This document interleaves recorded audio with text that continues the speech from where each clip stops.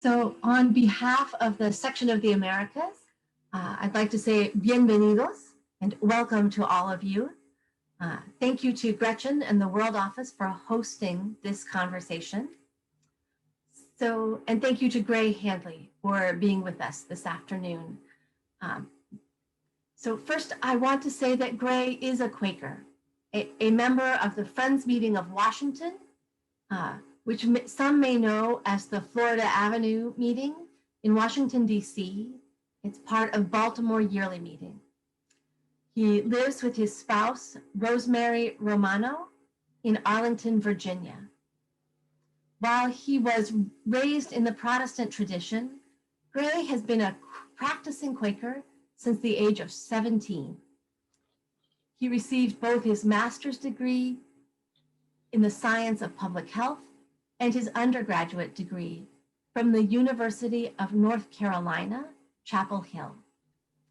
And he says that his spiritual journey has nurtured him during a professional career devoted to global public health, international research collaboration, and health diplomacy. At present, Gray serves as the Associate Director for International Research Affairs at the United States National Institutes of Health, National Institute of Allergy and Infectious Diseases, NIAID. In this role, he coordinates and facilitates international research activities, ensuring that the Institute has a well-integrated, scientifically productive program of international research cooperation. He serves as an international advisor to the leadership of NIAID and other parts of the National Institutes of Health, and he works closely with the counterparts in other US agencies, the Congress, and private sector organizations. He says his overall professional goal is to foster peaceful relations between countries while helping to advance biomedical science that will improve public health in communities around the world. Prior to his current assignment, Gray has had a long career in the US government as a global health and biomedical research program manager, senior advisor, and health diplomat. From 2001 to 2006, he served as the health attaché and the Health and Human Services regional representative in Southern Africa at the US Embassy in Pretoria, South Africa, and before that at the US Embassy in New Delhi. Back in May of this year, when the Section of the Americas hosted a conversation with Nozizwe Rutledge and Jeremy Rutledge from South Africa, Gray was one of the participants because he had known and worked with Nozizwe when she was a deputy minister for the Ministry of Health in South Africa. We are still very grateful to Nozizwe and to Nancy Martino, the advancement manager for the Section of the Americas, who met Gray in her breakout room during that session, similar to what we've just done and what we'll experience later in this event. And it was Nancy who suggested that we should invite Gray to speak with us. During the COVID-19 pandemic, Gray has helped to assure international communications and collaboration to remain robust among scientists and to be sure that there were new opportunities for research cooperation as well as the exchange of information to advance the discovery and deployment of medical and public health countermeasures. As the world of science has been transformed by this pandemic, he has sought to use the bridges that were built before it occurred to move rapidly towards solutions that fit within the new COVID-19 imposed public health realities. We are very grateful, Gray, that you are with us this afternoon in the middle of this pandemic, and we look forward to hearing from you. Thank you.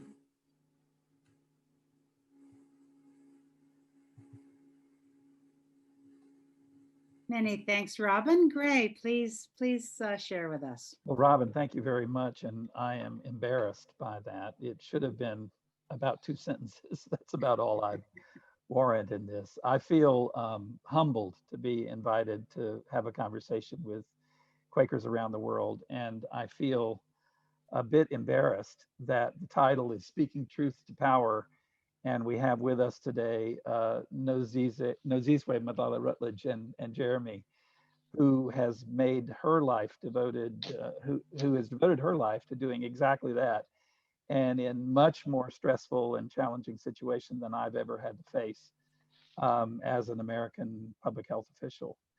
And I'm sure that's true for many of the people on this call. You know a whole lot more about the subject that I'm going to try to talk a little bit about than I do.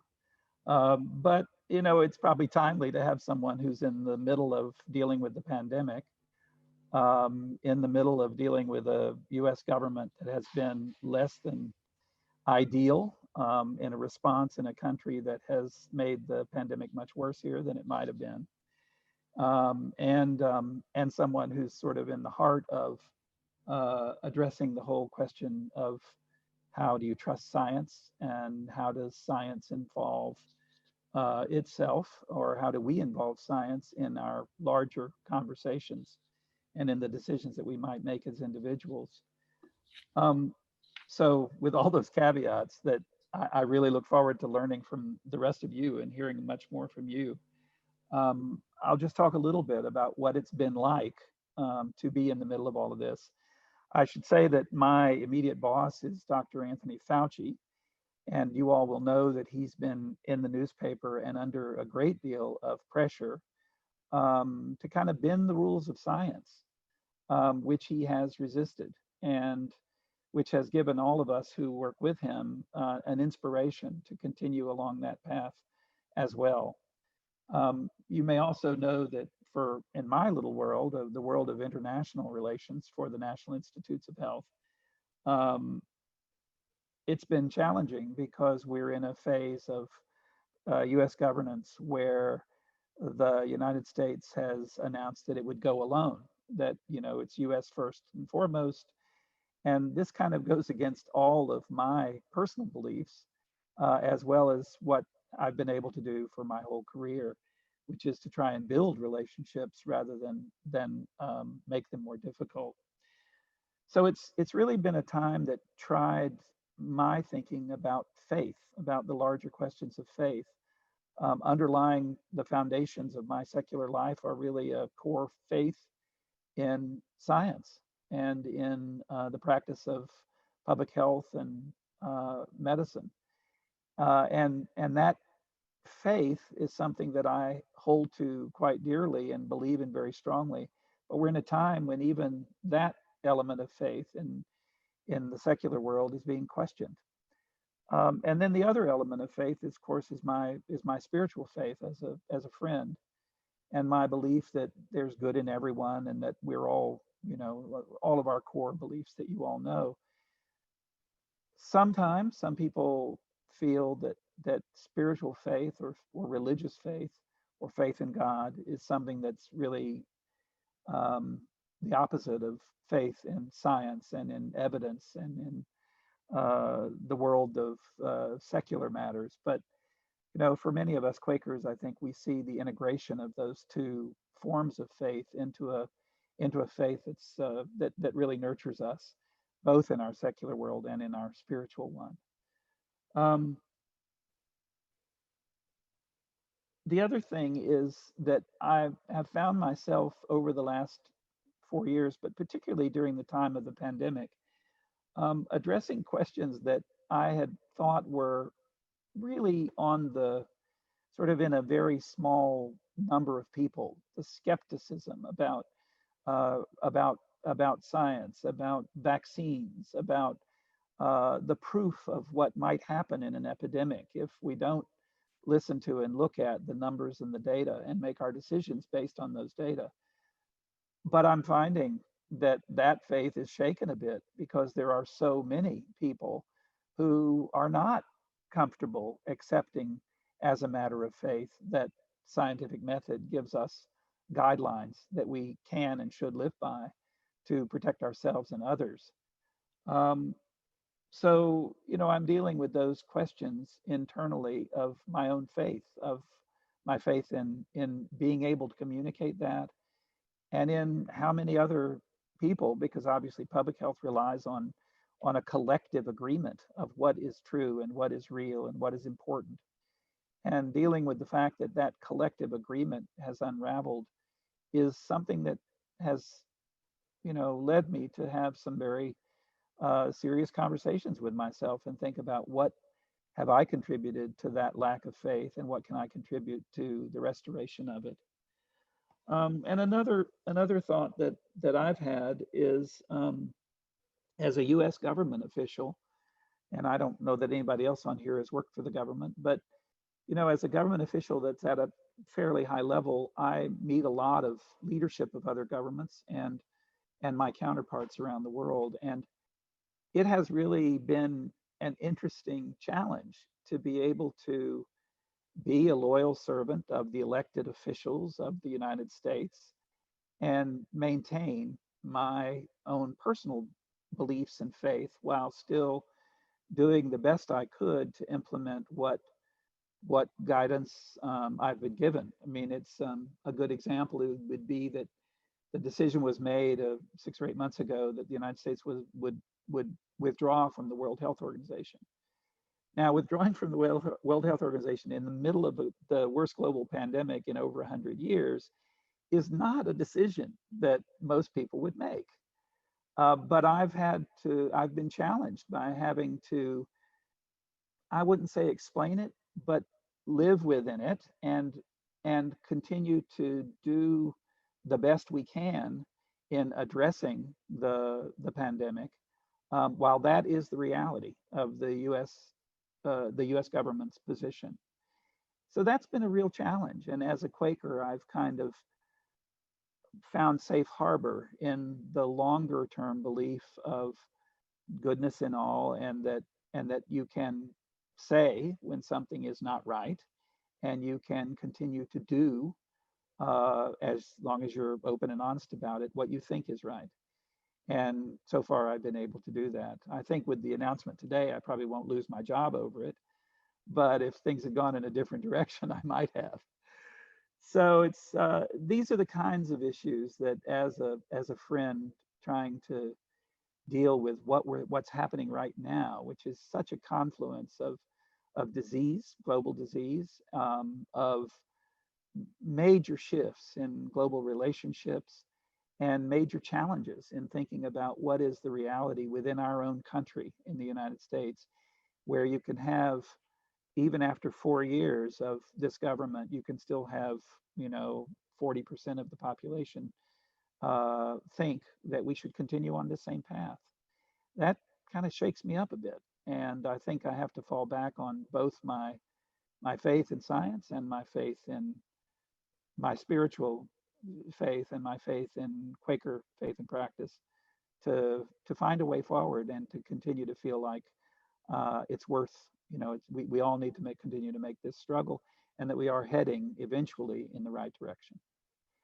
I think those are my thoughts. Is that about 10 minutes? I'm eager to hear what others have on their minds, and how you might have reacted to the threats against science, to the demonization of people like me, public health officials in the world, and to the need for, I think, a religious faith that would both carry us through and also lead us to be honest about the challenges that we face with so many people kind of losing faith in the core values that we hold so dear.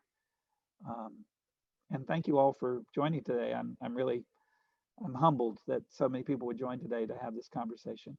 Thank you. We have a question from Deanna.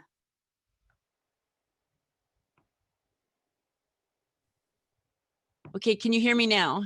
Yes, thank you, Deanna. Thank you. Yeah, so I was just going to ask Gray what opinion he might have in regards to bringing people back to having faith in science. because we've come a long way from it in 4 years. And, and it's like, I cannot understand how we don't have, I'm a scientist, so I don't understand how people just dismiss it. Yeah, I'm afraid I'm in your boat as well. All that I can think is there are a couple things going on. One is that science is sometimes not what you want to hear. That the evidence or empirically based knowledge is sometimes it goes against kind of core beliefs that you may have grown up with, are most comfortable with, that your friends and family have. And sometimes it's things you just don't want to do or address in the way that science suggests you should. I think we're really seeing that with I think we're seeing both of those. So with vaccine reticence or denial, we're seeing people kind of believing things that that their friends and family say, and that kind of plays into a kind of a different non-scientific kind of core thinking, or a mistrust really of the fact of whether or not people are telling you the truth. And then with the reaction to pandemic, I think that even though the scientists were suggesting a way forward that would lead to less death, it wasn't what some of the leadership wanted, because it would also lead to economic hardship, not recognizing that greater death and disability and all of the challenge that would come anyway if you ignored it would be even worse. So I don't know the answer to that. I mean, I would like to hear Nozizwe's thought on that, because back in the day of early HIV in South Africa, their government was also, elements of the government were also in denial about HIV, and there was a lot of miscommunication and sort of frank misguidance coming from leadership, just as we've lived through and are living through in the United States. But I think South Africa figured out a way to recover from that. And I think in part it's been leadership provided by trusted voices, others who could come forward and balance the voices that were not trusted. But Nozizwe, what's your thought on that? I mean, I'm sure you've gone over this over and over in your mind, because it was such a challenge, and now we're seeing it on such a scale globally, where you've got non-truth or unscientific suggestions or behaviors that are leading to such outcomes. I don't want to put you on the spot. I'm sorry. Nozizwe, yeah, we'd love to hear your thoughts. Thank you, and good day to all of you. This is a very important subject and very close to my heart, especially because health is something that we all value, something that we are concerned about. And when a situation like this happens, we want to get answers as quickly as possible so that we can start to take control of our lives. Perhaps like in the US recently, we had poor leadership at the top when the president of our country, former President Thabo Mbeki, decided to believe dissidents who call themselves scientists.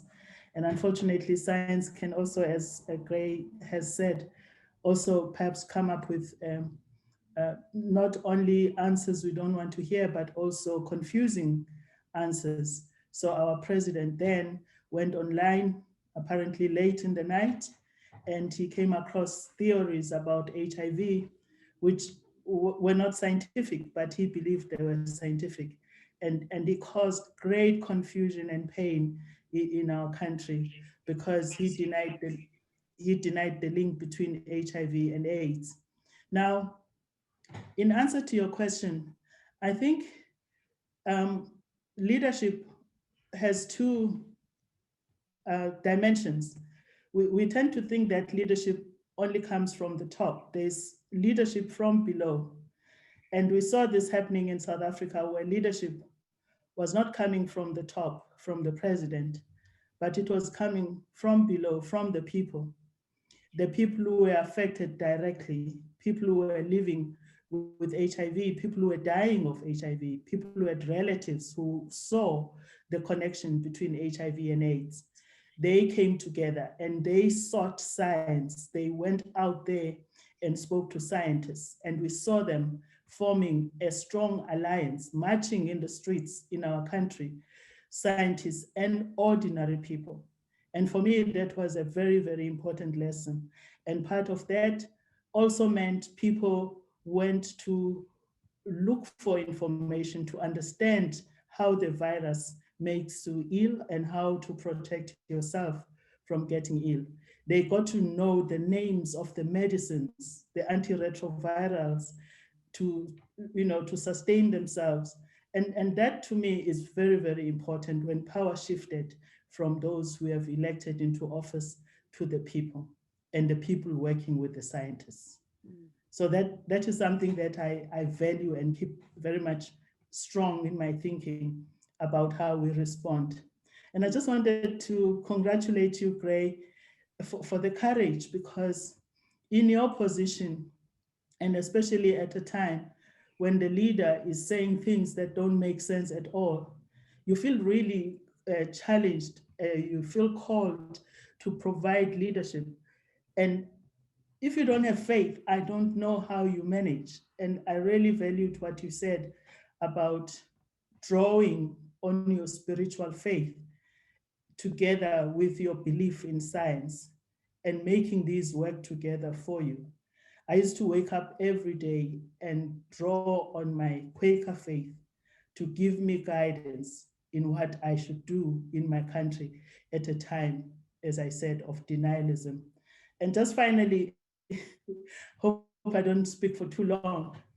I really like the topic, the name of this discussion this evening, because I take it to be a very, it's a core, it's one of those core calls when you are called to speak truth to power. And in fact, to be able to do that, you need to recognize your own power to start with.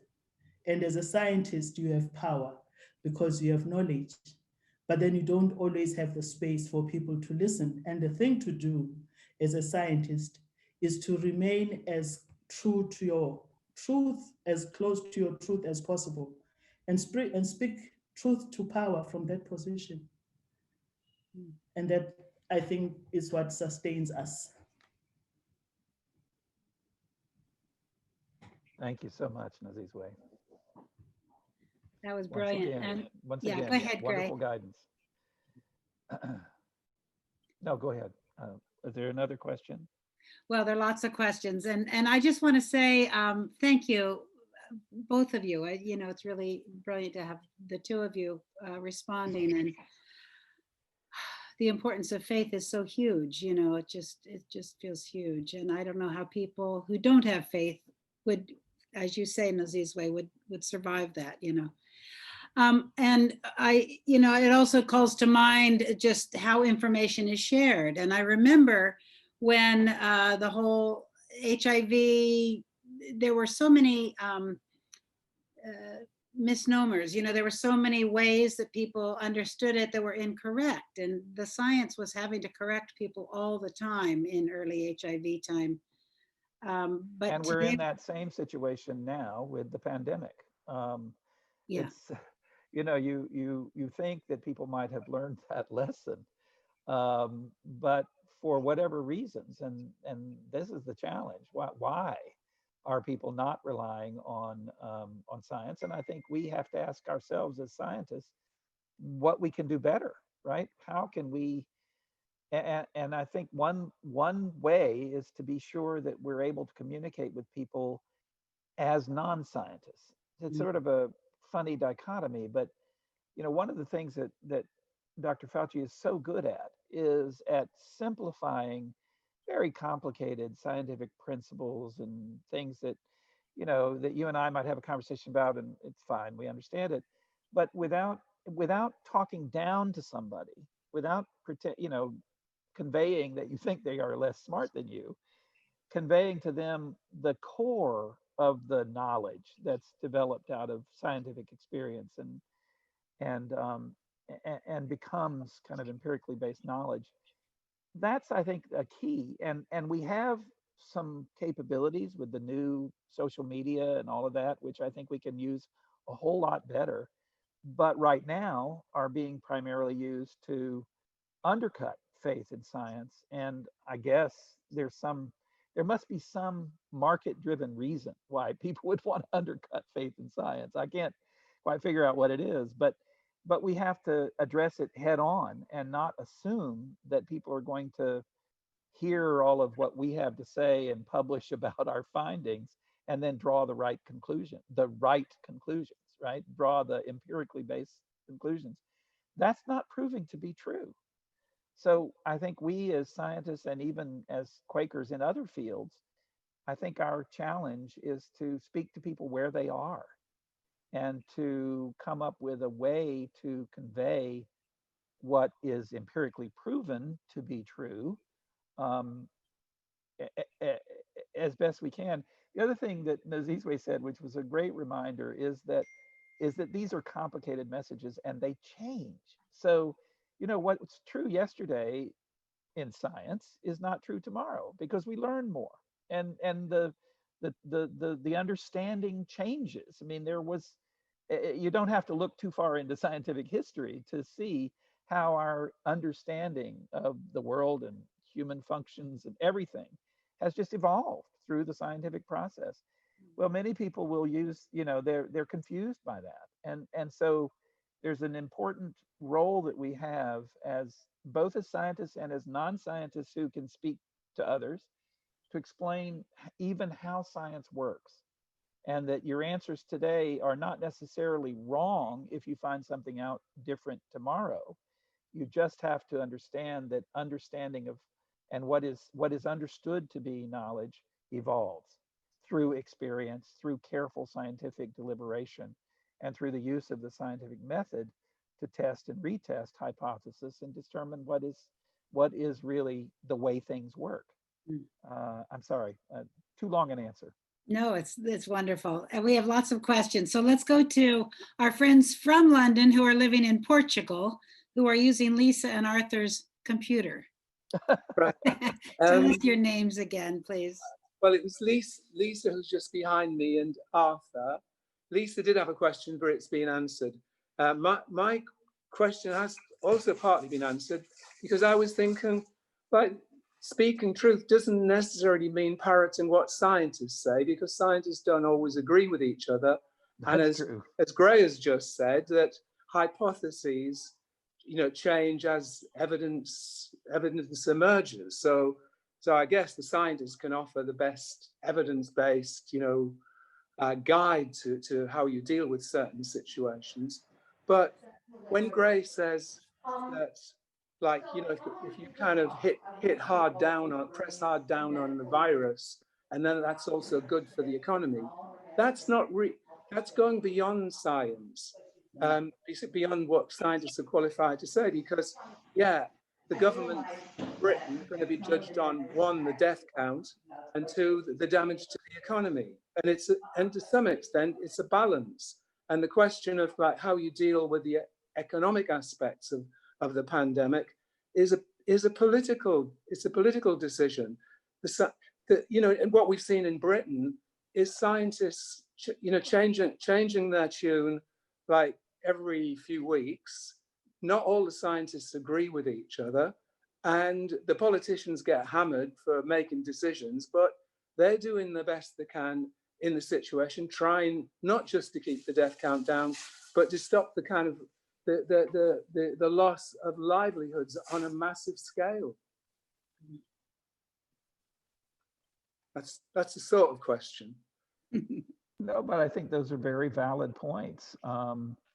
And another point that's on the chat room is that often scientists have a narrow view, right? So we often forget that we're part of a larger organism that is society, and that ours, while ours are, you know, important evidence-based bits of information, there are other experientially based information that's also important. I guess I draw the line. I mean, but it's also important, I think, that we have a societal agreement that there are some there are some criteria that lead, there are some practices and criteria that lead to enlightenment, and there are some that continue to just be a belief. And having an individual have a belief is fine, but if that belief is not necessarily going to be of benefit to everyone and is not based on some kind of empirical evidence, then you get into the situation where there could be real risk in a widespread belief that, I don't know, that Jews are bad, or that there's racial differences in genetics, or, you know, these are widespread beliefs. And somehow we've got to have a standard, and I think it's been science since the Enlightenment, the scientific method that's the standard that helps us judge what is true, and what we can act on as a society based on facts. Now that changes. I completely agree with that.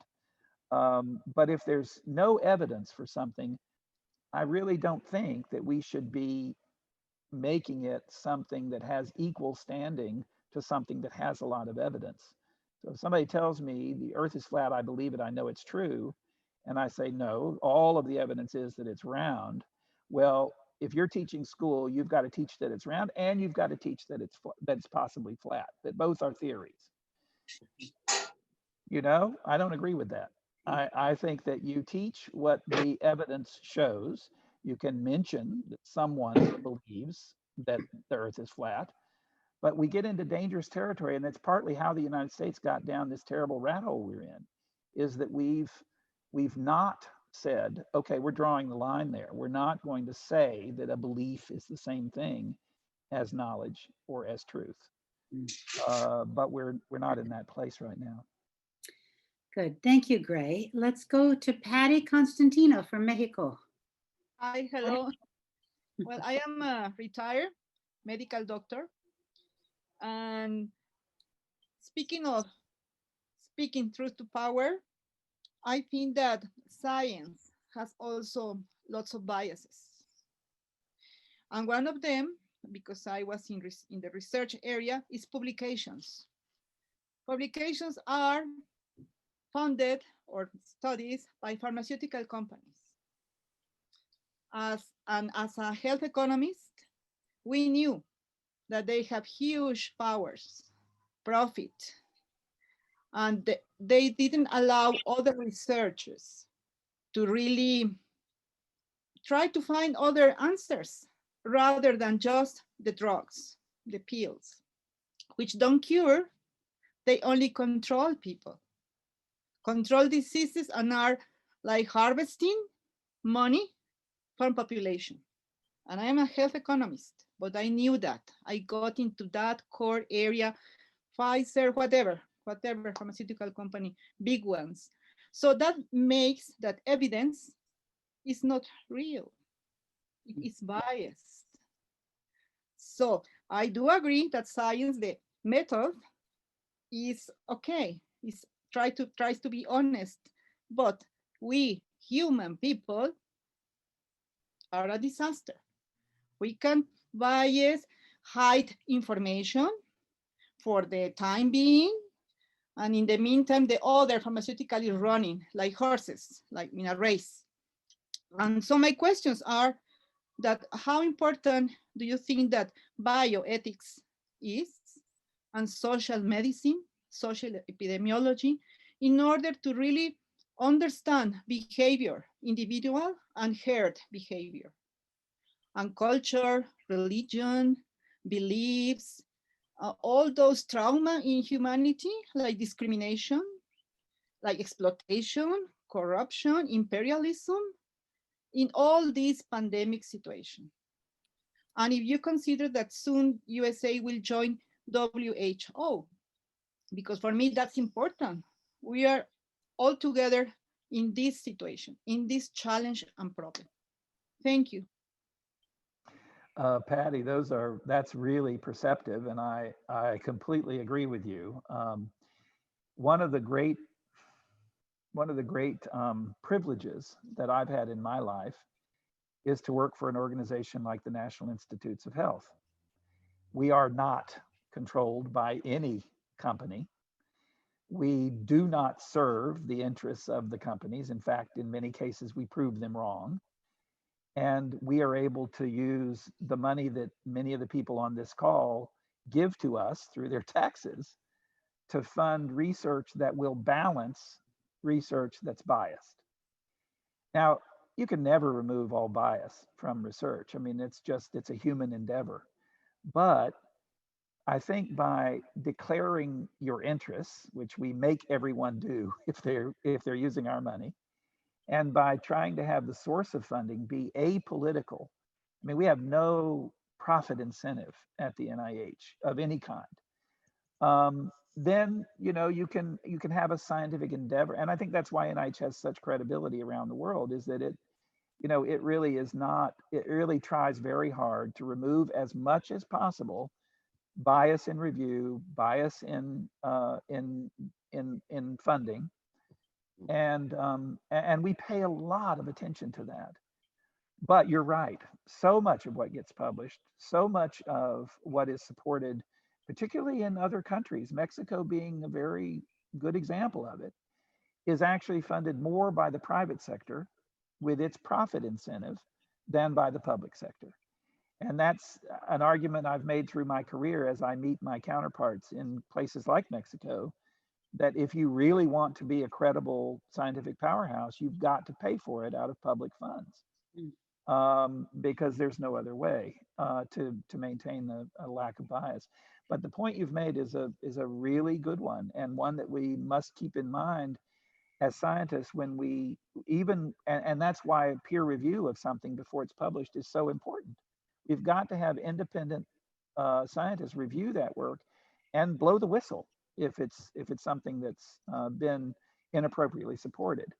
And I don't know another way to do it. If we have another way, we should try it.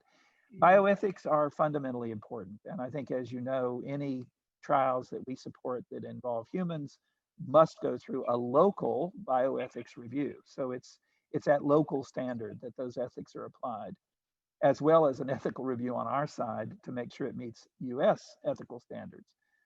So those are necessary. And there was a third thing that you said. Oh, you asked me about WHO joining. joining. WHO. As soon as one of the first executive orders that Biden will sign on the 21st of January will be withdrawal of our, joining back of the WHO. So I'm no longer worried about that. That's not going to happen.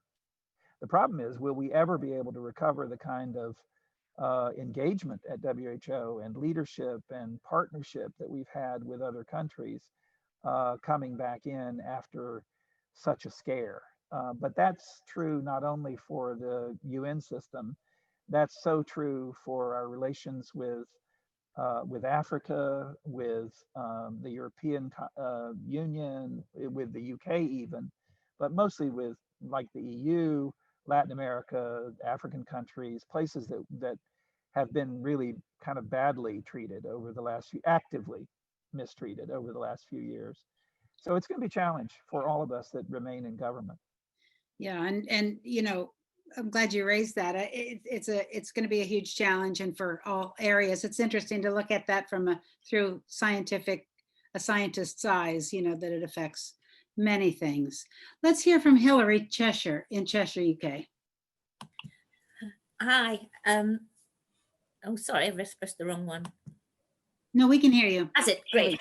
Hi. I wanted to talk to you, Gray, about another big power base, which is social media. It worries me very much, talking about lack of faith in science. It worries me very much that an awful lot of people are now getting all their information from social media, particularly our young people. And an awful lot, as we know, of the stuff that goes on there is absolute, rubbish, and certainly not based on science. I think this is where a lot of this stuff is, of not wearing masks and not believing in vaccination and so on, comes from. What do you think about that, Gray? Yeah, I share your concern. I have a running discussion with my wife and my children about the dangers of social media, and I've had that conversation since it all started. Partly because I think as an international person, I'm always paranoid about what intrusion of government into people's lives and the way that it can be misused, and the misuse of things like big data and social media by both governments and non-government individuals whose primary motivating factor is either profit or power. I'm probably not the person to answer that question. I know there's been some really interesting comments on that question in the chat box, so I hope you're reading those. I think that it's kind of what I said before, is that we have to, people like me who have been snobs about social media and who have dismissed it as something that, is just a toy, and not a good toy, right? A dangerous toy. I think I have to take it more seriously. I have to pay attention in a much more sort of respectful way to the incredible power that social media now has over our political dialogue, our social dialogue, our relationships, and probably even over our religious faith. I mean, I think that I'm going to have to admit that hopefully other much smarter people than me will make it their life's work to figure out how this potentially useful tool can be made much less dangerous. Electricity is used in an electric chair, but it is also used in, lighting the world. There are so many examples of inventions that humans have come up with where in their initial phase, they nearly brought us down, but eventually we figured out how to rein them in. Well, I hope that people, I know I need to have more respect for the whole thing. And hopefully scientists are, and there are a lot of scientists who are looking at this now. I will say it's not my area of strength, but I do interact with a lot of other scientists who are paying deep attention to how artificial intelligence, how big data, how these kind of buzzwords that you're reading about now in the newspapers and magazines and on social media can be harnessed, I think, in a safer way. Whether we will make it or not, this is where my religious faith kicks in, and I have to believe that we will. I can't take this on. I don't know enough. I don't understand it. I don't know enough about it. But people on this call who have made their careers in social medicine and in social work, in those fields, in fields where influence is what you're really trying to share, and empowerment. We need those people to rally around this question. I tell you, these last 4 years have convinced me there's nothing more important that's facing humankind right now than getting a harness on this incredibly powerful technology that we've turned loose, for good or evil. And the evil now we've seen just how serious it is. And I think until these last 4 years, I just didn't think, I kept saying it was bad, dangerous, all of that. I didn't realize how dangerous and how immediate that threat could be. I talk too much. No, you don't. Thank you, Gray. That's, it reminds me of the whole issue, though, of do you stay in or do you dive into something and engage with it? It's always that choice. I want to move to Portugal with those people that are in Portugal. Yeah, right. Let's hear from Patricia from Switzerland. And by the way, I just want to say that I'm glad you're reading the chat, because there are a lot of good questions in the chat. I'm calling on people first. Patricia? you.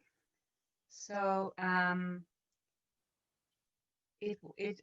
hope I can express myself the way I want to. I have been realizing throughout the last couple of days that I got some people wrong who I thought they don't trust science. I'm realizing only now that it's sometimes very hard to tell if people don't agree with science or with politics. Because right now in every country we have other measures. Here in Europe, it is, every country has a specific set of measurements that comes into place. So for example, here in Switzerland, we are not shut down, but all of the neighboring countries are. So what I want to say is that I'm realizing only now that I think scientists' duty is to give us the facts and advice on a specific problem. And then, as I understand it, politicians and then also the media, then they have the job to maybe translate it, if I'm correct, and to maybe also explain it and to put it into context. So I know people who, for example, say that that the measurements are too narrowly focused on this virus. So what they wish is that they hear about, the relation between viruses and the ecological crisis, for example, or that when it comes to WHO, there are a lot of conspiracy theories, but a fact is that WHO has a problem, I think, with how it is being financed.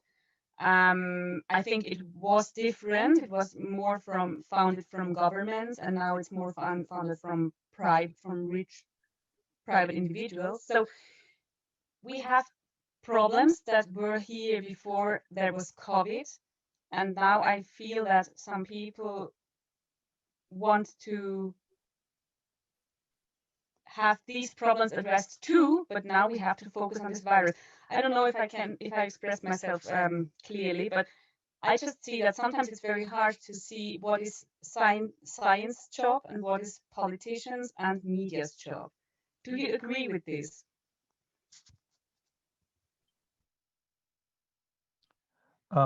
Yeah, I do. Are there thoughts that others have in response to that?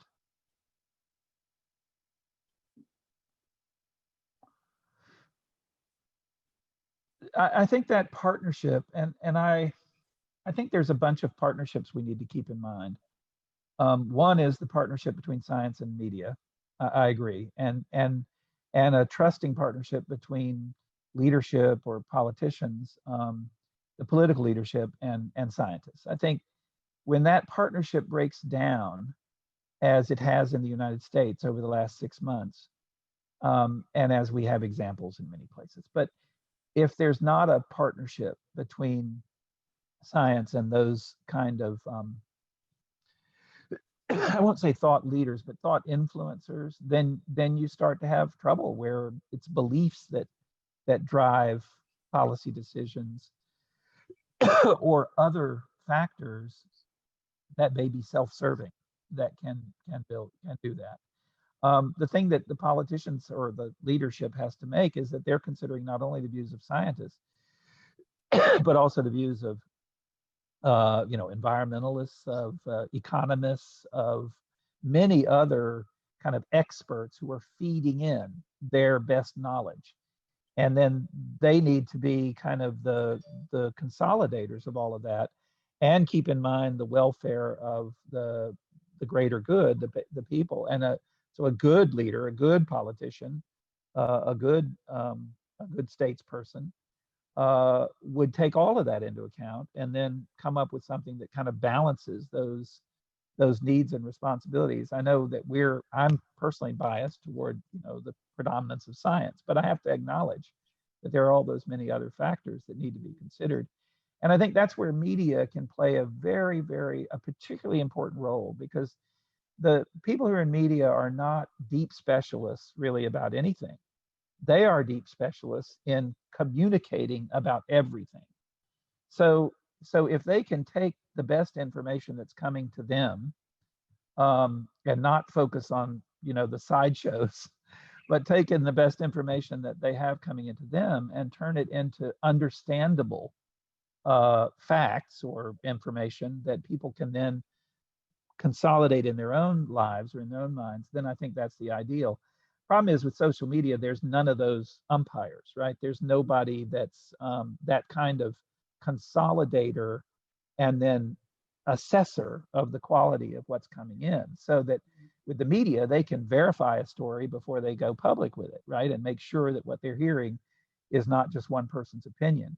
But on the social media, there is no policing. There's no intellectual guide that is there. Now, I recognize there's bias in that, all of that, but it's still the best that we have. The best system we have is to have kind of a trusted, non-bias, as much as possible, a non-bias kind of gatekeeper who can filter through a bunch of the junk that's out there. And I don't, that's what I was saying before. We don't really have an answer to that. We don't have that. Even, if you look at the struggles that the big platforms, media platforms, the Facebook and Google and all of these have, just trying to filter out complete crap, right? Complete junk that's racist and misogynist, etc.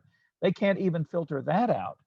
So how are you going to? They certainly aren't the role that media used to play in kind of a collective gathering, a collective wisdom. And this is where I fall back on my faith. I fall back because it's the easy way out. I don't know enough about how to do this, so I just have to think, well, God or the Spirit will guide someone who has a better capability to do this than I would, and I don't really have much to contribute to this. That's this cop out. I realize that, but I don't really know what else to say about that. Well, I think we could do a whole session on social media. It's quite interesting. It would be cool to get somebody, a Quaker who's in the heart of social media, to come and talk about the challenges that Google is having trying to make its search engine. Well, they're not trying, but if they were to try to make their search engine non-biased or to run their company in an ethical way. And I do know there's a Quaker in the ethics advisory framework within one of those organizations, either Facebook or Google. But it would be really interesting to hear about those discussions internal in those incredibly powerful machines that we all now rely on so heavily. Yeah, good. Yeah, we have time only for one more question. I wanted to check with Anna Baker. You had your hand up. Did someone ask your question, or Anna, do you want to? I had a brief comment with the early question. In the United States, particularly, the religious right has sided with Trump. And I think they are coming at this with a very literal translation of the Bible. And the whole creation story, and that will set that off with a very young view of the earth. I kind of grew up with this, and many of the evangelical Quakers are still taking this and church growth over science or any other type of views. Not really a question. But an ancient one, and one that I think our societies have grappled with since the Dark Ages ended and Enlightenment started.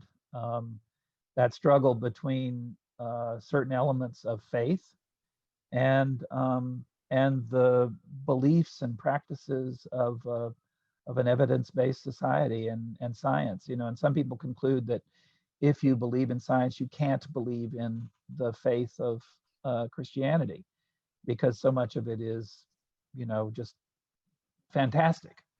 But then there are, you know, of course, the Enlightenment's also brought us to friends and to the belief that there is a deeper kind of spiritual reality that connects us all, and that there is this light that is within everyone, and that's the core belief of Christianity. And what Jesus, as one of the great teachers, brought to us was this belief of the kind of the core reality of what it is to be a human, and what it is to be around, and that's not in opposition to science, that science simply helps to explain the world around us and give a home to that spiritual base that we rely on for our comfort, strength, and relationship with others. It sounds so hokey, but I mean, that's how I feel about science being kind of a prop or a reality check for our faith, and that faith is what we can fall back on as the core foundation that underpins the findings that come out of science that we can use to guide our kind of secular life. And I see them integrated, but you know, as I started to talk today, it really is two kinds of faith for me. I mean, there's a faith in science, and there is an abiding faith that I have as a friend. And you know, they nurture me in different ways, and they don't have to make sense. They don't always fit together perfectly, but that's kind of the way that I've been able to have my career in the world of science and in the world of diplomacy, which is really cutthroat. I can tell you, it's, you know, that's really where you've got to be straight and honest and fair, and then the career as my life as a Quaker. So it's not really an answer to what really wasn't a question, but it's a comment. And I think we've run out of time. I just want to thank everyone for joining us. I feel like I apologize for talking too much, but I guess I was invited to talk. And so I appreciate it. Thank you. Before we close, Gray, I just want to see if Graham Thomas can ask his question in a rather short version. Oh, sure.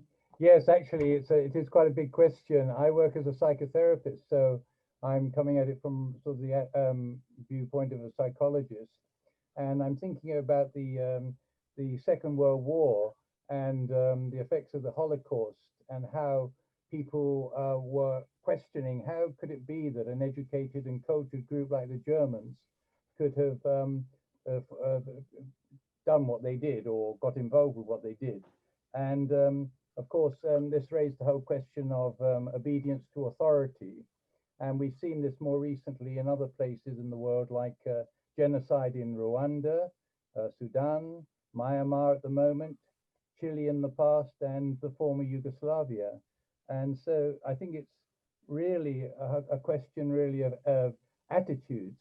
And the unfortunate thing, like with the Milgram experiments, where people were obedience to authority, where people, you know, followed the instructions of an authority figure. And I think this is, again, probably where, you know, things like the social media and so forth come in. And, you know, people are willing to perhaps just accept things from people in authority, governments, etc., without question. And unfortunately, a lot of people don't really show much interest. I mean, in the past, there's been apathy, certainly in America and certainly in Britain, with regard to politics and getting involved in voting and things like that. And I think probably this is where the recent elections in America have really shaken people up. And I think where they've had more people probably taking part in the elections than ever before. So there's really just comments, really.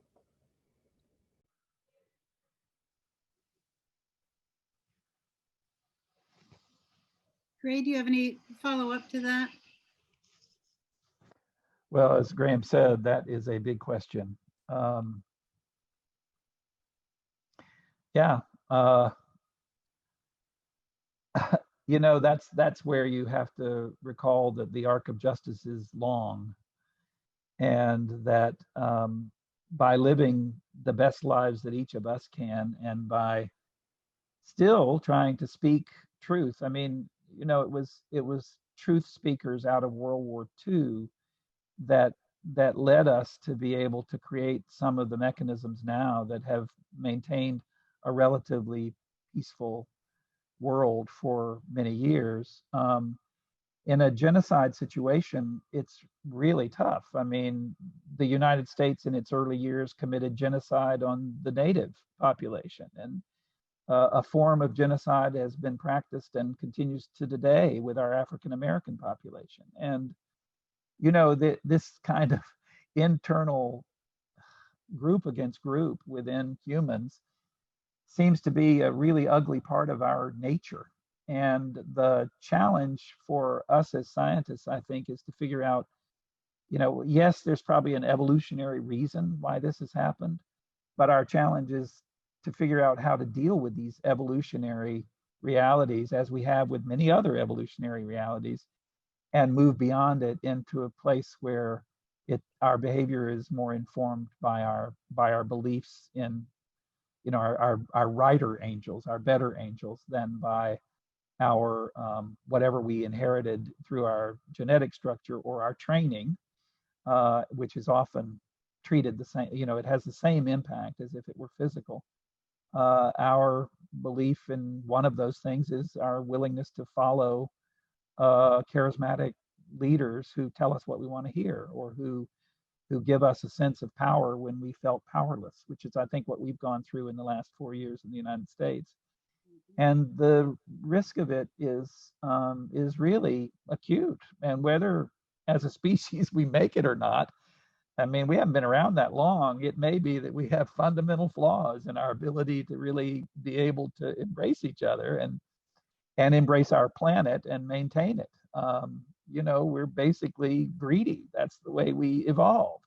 Feed ourselves, protect ourselves, and all of that. But thankfully, we also evolved to have this incredible capability to love, which is so bizarre, and this ability to feel empathy for others of our species, and our ability to see through our kind of how our bad thing, the bad elements of our inheritance, whatever it might be, can be overcome. And I think that's what my religious faith as a friend gives me, is that understanding that there is, you know, as a species, we're not all bad, that we've got these elements that we can draw on, that in our practice, and it's not unique to Quakers, but in our belief system, it's what we call the light within, and it's what we rely on to guide us as we try to reflect that better qualities as best we can, and in a fundamentally flawed way, to the outside world that we interact with. But yeah, those things are not going away. I mean, this is not, Myanmar is not going to be the last genocide. There will be more, you know, those a lot, but at least now we as a species are aware of them. We're reacting to them. There are forces that are pushing back against those situations. And it's not something that's accepted as normal and right, the way that the genocide of the native population in the Western Hemisphere was when the Europeans arrived. So we've evolved a little bit, but those challenges are still there. And from my point of view as a scientist and a public health official, that's the little piece of it that I feel like my faith in science and my faith in the spirit can allow me to try to be driven by the better angels and try to dismiss my worser angels, which of course we all carry with us. Anyway, thanks. That wasn't much of an answer, but thank you. And I really do appreciate all this time that you all have spent. I feel honored that you found the time to spend with us. And Nozizwe, it is truly wonderful to see you again. I'll just say in closing that one of the people that made my service in South Africa possible, much less productive, was Nozizwe, who she and I were we would have private meetings, and I will say, Nozizwe, they were incredibly helpful to me. I'm sure they were a pain for you, an annoyance, but for me, they were very helpful. And it's wonderful to see you and Jeremy again. And thank you everyone for joining us. Well, great. We couldn't, go ahead, Nozizwe, and then I'll do my last thanks, please. I just wanted to thank FWCC for organizing this session this evening. I feel even though we're so separated by COVID, we are connected in this way and can talk together about issues that we're all concerned about. And may we, as we go forward in optimism, as we look for a solution to COVID-19, be reminded of the importance of solidarity. And I'm so pleased to hear that the United States of America will be returning to the WHO. Thank you so much for organizing this evening. This session. Yeah, thank you, Nozizwe. And just a huge thanks to you and to Gray and to Section of the Americas. We are so, so lucky to be part of seeing your courage, Gray, and you know that we are all praying for you and wishing you the best, and especially at this hopeful time, we're glad that it would feel more hopeful now to you. But we just are so grateful that you brought this message. In the chat, many people are saying this has been deeply reassuring, and I think it's been just very, very hopeful. Always that connection of spirit and everything else in our lives is a place that integration gives meaning to us.